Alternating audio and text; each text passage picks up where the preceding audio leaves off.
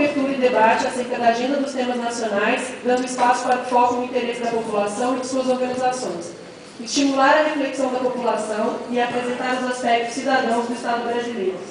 Dar vazão de maneira reflexiva e crítica à diversidade cultural do país, não apenas reproduzindo as manifestações, mas superando a polarização entre cultura popular e cultura de massa.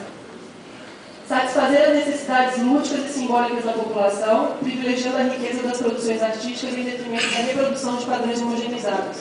Dar espaço à crítica da mídia, especialmente das políticas e dos meios de comunicação, e valorizar e fomentar produções audiovisuais que sejam fruto de trabalhos continuados de pesquisas e que ousem, tanto na forma quanto no conteúdo. Só pegar meu roteirinho aqui. 2 minutos.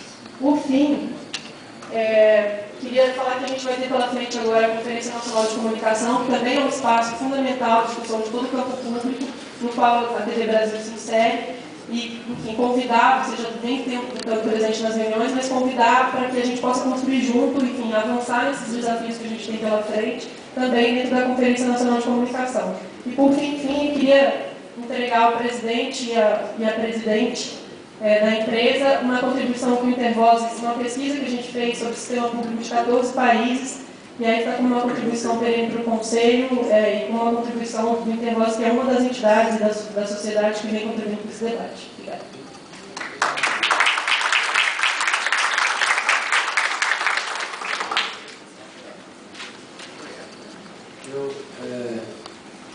Eu infelizmente, não estava passar a presença para eu, mas queria, antes de sair, registrar aqui minha satisfação a respeito dos avanços, que são normais, fazem parte do âmbito democrático.